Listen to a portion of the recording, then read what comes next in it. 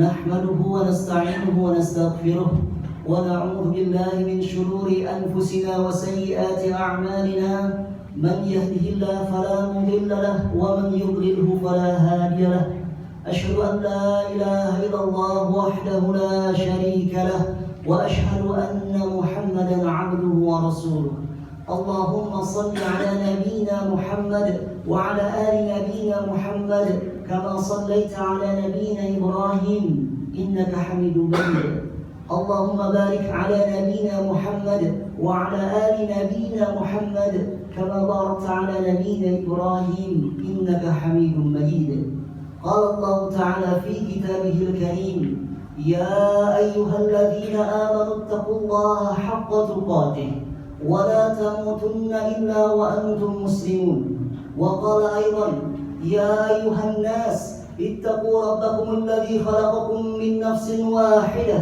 وخلق منها زوجها وبث منهما رجالا كثيرا ونساء واتقوا الله الذي تساءلون به والأرحام إن الله كان عليكم رقيبا وقال أيضا يا أيها الذين آمنوا اتقوا الله وقولوا قولا سديدا يصلح لكم أعمالكم ويغفر لكم ذنوبكم ومن يطع الله ورسوله فقد فاز فوزا عظيما أما بعد. Hadirin sidang Jumat rahimani wa rahimakumullah. Pertama-tama khatib mewasiatkan terkhusus untuk diri khatib pribadi dan secara umum untuk jamaah semuanya berwasiat untuk meningkatkan keimanan dan ketakwaan kepada Allah Subhanahu wa taala. Ketakwaan adalah jalan untuk orang-orang yang beriman untuk mendapatkan keberhasilan, kesenangan baik di dunia ataupun bahkan terlebih di akhirat nanti. Allah Subhanahu wa taala mengatakan, "Wattaqullaha la'allakum tuflihun." Bertakwalah kalian kepada Allah la'allakum tuflihun, agar kalian semua beruntung. Usikum wa nafsi bitaqwallah faqad faza muttaqun. Hadirin sidang Jumat rahimani wa rahimakumullah. Istri tercinta baginda Nabi sallallahu alaihi wasallam, Bunda Aisyah radhiyallahu taala anha meriwayatkan Nabi sallallahu alaihi wasallam mengatakan, hadis yang diriwayatkan oleh Ibnu Hibban. Nabi mengatakan, innamal a'malu bil khawatim. Sesungguhnya amalan itu tergantung kepada akhirnya. Ini menunjukkan, memberikan pelajaran kepada kita bahwasanya betapa pentingnya akhir dari sebuah amalan, dan memberikan pelajaran kepada kita betapa pentingnya akhir dari sebuah kisah kehidupan seseorang. Seseorang beramal, misalkan sholat atau puasa di bulan Ramadan, hanya bersemangat ketika di awal saja. Di awal Ramadan dia semangat untuk mengerjakan puasa sebaik-baiknya, namun semangatnya luntur di tengah, semakin luntur, bahkan hak-hak Allah Subhanahu wa taala di akhir Ramadan dia tidak mengerjakannya, bahkan bermaksiat kepada Allah Subhanahu wa taala. Maka dia amalannya akan dihitung sebagaimana dia mengakhirinya, dan akan dibangkitkan nanti dia apabila mengakhiri kehidupannya seperti itu, maka dia bangkitkan dalam keadaan seperti itu. Dan juga ketika seseorang bersemangat untuk melakukan semua amalan ibadah, semua ibadah baik yang sifatnya wajib ataupun sunnah dikerjakan semuanya, namun sebelum ajal datang, sebelum malakul maut menjemput nyawanya, dia bermaksiat kepada Allah Subhanahu wa taala, lalai akan perintah Allah Subhanahu wa taala, maka dia akan dibangkitkan dalam keadaan seperti itu dan dihitung sebagai orang yang seperti itu sebagaimana dia mengakhiri hidupnya. Hadirin sidang Jumat rahimani wa rahimakumullah. Mengenai al-a'mal bil khawatim, amal itu tergantung kepada akhirnya, maka marilah kita lihat kisah yang terjadi pada zaman baginda Nabi sallallahu alaihi wasallam.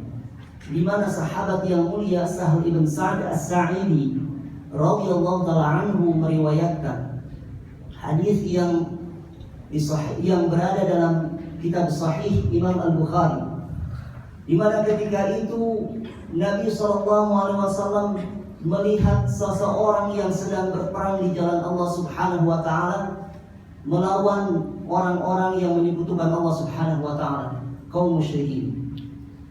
Nabi SAW memandang dia, dan dia, orang tersebut adalah orang yang hebat yang diperlukan oleh muslimin. Kenapa? Karena dia hebat di dalam berperang, otomatis dibutuhkan oleh kaum muslimin. Nabi melihat orang tersebut. Kemudian apa yang Nabi SAW katakan? Nabi mengatakan, "Man ahabba an yanzura ila rajulin min ahli an-nar falyanzur ila hadha." Siapa yang mau melihat sosok laki-laki dari penghuni api neraka, lihatlah dia ini. Otomatis sahabat yang mendengarnya kaget. Kenapa Nabi SAW mengatakan hal tersebut? Padahal dia sedang beribadah kepada Allah Subhanahu wa taala secara kasat mata. Dia sedang berperang di jalan Allah Subhanahu wa taala yang dijanjikan surga oleh Allah Subhanahu wa taala. Tapi Nabi SAW mengatakan sebaliknya. Ada apa dengan hal ini? Kemudian salah seorang dari yang mendengarkan di antara para sahabat menelusuri orang itu, mengikuti orang itu kemana dia pergi, sampai didapatkanlah orang tersebut penuh dengan luka, dan tidak sabar dengan lukanya tersebut diambillah sebilah pedang, kemudian ditancapkanlah di dadanya sampai menembus dadanya. Dengan kata lain, orang tersebut, kesatria hebat tersebut, mengakhiri hidupnya dengan bunuh diri. Adalah dosa yang sangat besar. Hadirin rahimani wa rahimakumullah. Kemudian Nabi SAW mengatakan, "Innal 'abda la ya'malu fima yara an-nas 'amala ahli jannah wa innahu la min ahli nar." Sesungguhnya seorang hamba, ada hamba yang dia itu selalu beramal dengan amalan ahli surga menurut pandangan manusia, padahal dia termasuk dari ahli neraka. Wa huwa ya'malu fima yara an-nas 'amala ahli nar wa innahu la min ahli jannah. Dan juga ada seorang hamba yang dia selalu beramal dengan amalan ahli neraka menurut pandangan manusia. Semua maksiat dilakukannya. Wa innahu la min ahli jannah. Tapi sebenarnya dia sungguh termasuk ahli surga. Kenapa bisa terbalik seperti itu? Nabi SAW mengatakan, melanjutkan sabdanya, "Wa innamal a'malu bi khawatimiha." Dan sungguh amalan itu tergantung pada akhirnya. Jadi bisa saja hadirin semuanya, seseorang yang rajin ke masjid, yang tidak pernah tertinggal rawatibnya, sunnah-sunnah rawatibnya, yang tidak pernah tertinggal sholat witir, yang tidak pernah tertinggal semua puasa sunnah, namun ternyata mengakhiri hidupnya dengan maksiat kepada Allah Subhanahu wa taala. Sebelum meninggal ternyata dia semakin menjauhi Allah Subhanahu wa taala, bermaksiat kepadanya, bahkan wala'iyadzubillah ragu dengan agama ini, maka dia akan dibangkitkan sebagaimana dia mengakhiri hidupnya, dan akan dihitung seperti itu pula. Dan bisa saja seseorang bermaksiat, semua maksiat dilakukan, kemudian sebelum dia meninggal, sebelum malakul maut datang, dia bertobat kepada Allah Subhanahu wa taala atas segala dosanya, walaupun beberapa saat. Setelah itu malakul maut datang, nyawa dicabutnya dalam keadaan dia bertobat kepada Allah Subhanahu wa taala, maka dia meninggal dalam keadaan husnul khatimah, mengakhiri kehidupannya dengan kebaikan. Betapa beruntungnya dia. Hadirin sekalian rahimani wa rahimakumullah. Maka ada beberapa pelajaran yang bisa kita ambil dari kisah yang disebutkan, yang diriwayatkan oleh sahabat yang mulia Sahal ibn Sa'd as-Sa'idi ini. Yang pertama, hendaknya kita tidak bangga dengan amalan yang pernah kita lakukan. Saya pernah membebaskan masjid, saya pernah beramal ini, beramal itu. Tiap bulan Ramadan saya selalu melakukan ini, melakukan itu, tidak ada satupun yang saya tinggalkan. Berbangga diri, walaupun tidak diucapkan di hadapan orang, tapi hatinya berbangga diri. Maka mohon maaf, janganlah sampai kita seperti itu. Kenapa? Karena ketika seseorang berbangga diri, ketika ada kesempatan di lain waktu untuk perbuatan yang sama, maka dikhawatirkan bisikan syaitan datang. Engkau telah melakukan hal itu, telah banyak melakukan hal itu, telah membebaskan masjid, telah ini, telah itu. Biarkan saja kesempatan ini diberikan kepada orang lain. Sehingga ternyata setelah itu kematian datang, dia telah menghilangkan kesempatan emas untuk mendapatkan husnul khatimah. Kemudian yang kedua, hendaknya seseorang tidak meremehkan amalan dan tidak menanti-nantikan tobat, menunda-nunda tobat, nanti saja kebaikan gampang. Tobat nanti saja, kita coba saja maksiat. Coba-coba maksiat, sekali coba nyawa pun langsung hilang. Maka dia mengakhiri kehidupannya dengan sesuatu yang buruk. Akan dibangkitkan dalam keadaan seperti itu. Dan juga hendaknya kita tidak berputus asa, hadirin semuanya. Semua kezaliman, semua maksiat yang dilakukan seseorang biarlah berlalu. Pintu taubat masih terbuka. Innallaha yabsutu yadahu bil-laili liyatuba musii'an nahar. Sesungguhnya Allah Subhanahu wa taala membentangkan tangannya pada malam hari untuk menerima taubat orang yang berbuat dosa di siang hari. Wa yatuba musii'al wa yabsutu yadahu bin-nahari. Dan Allah Subhanahu wa taala membentangkan tangannya di siang hari liyatuba musii'al lail, untuk menerima taubat orang yang berdosa di malam hari. Maka bagi kita yang sering melakukan dosa, segeralah berhenti, segeralah menyesal sebagaimana atau lebih, bahkan lebih menyesal dibandingkan penyesalan yang pernah kita hadapi. Kemudian juga berazam agar tidak melakukan hal tersebut pada waktu yang akan datang.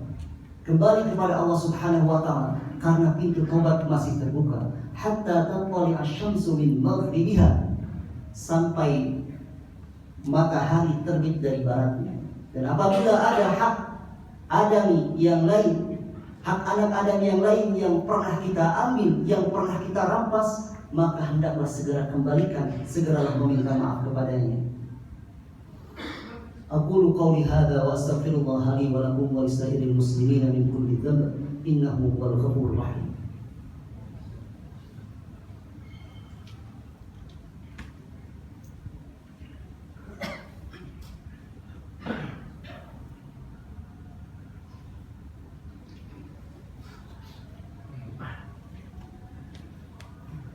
Alhamdulillah hamdan katsiran thayyiban mubarakan fih kama yuhibbu rabbuna wa yardah, wa asyhadu an la ilaha illallah wahdahu la syarika lah, wa asyhadu anna Muhammadan 'abduhu wa rasuluh. Allahumma shalli 'ala nabiyyina Muhammad wa 'ala ali nabiyyina Muhammad kama shallaita 'ala nabiyyina Ibrahim innaka Hamidum Majid. Qala Allah ta'ala fi kitabihil karim, ya ayyuhalladzina amanu taqullaha haqqa tuqatih wa la tamutunna illa wa antum muslimun. Ayyuhal hadirun, usikum wa nafsi bitaqwallah faqad fazal muttaqun. Qala Allah Subhanahu wa ta'ala, wattaqullaha la'allakum tuflihun. Hadirin sidang jemaah rahimani wa rahimakumullah. Pernah dikatakan kepada seorang ulama yang masyhur dengan keilmuannya di masa lalu, yaitu Abdullah bin Mubarak rahimahullah ta'ala. Dia berkata atau dia ditanya oleh seseorang yaitu bernama Hafiz Ibn Humaid. Beliau mengatakan tentang isi hatinya. Isi hatinya apa? Yaitu beliau melihat seseorang yang membunuh orang lain. Membunuh orang lain. Membunuh adalah dosa yang besar. Membunuh nyawa dengan tanpa hak adalah dosa yang sangat besar. Kemudian dia mengatakan di dalam hatinya, ana afdalu minhu, saya lebih baik darinya. Kenapa? Karena saya bukan pembunuh, dia pembunuh. Otomatis saya lebih baik darinya. Dia pelaku dosa besar, saya bukan. Saya lebih baik darinya. Itu kata Hafs bin Humaid kepada di dalam hatinya yang diungkapkan kepada Abdullah bin Mubarak rahimahullah. Kemudian apa kata seorang ulama yang besar itu? Annuka ala nafsika asyaddu min dhanbih. Kamu merasa aman terhadap dosa-dosa tersebut untuk dirimu, itu perkaranya lebih besar dibandingkan dosanya. Jadi ketika seseorang merasa aman, tenang saja, saya tidak akan berbuat maksiat seperti itu.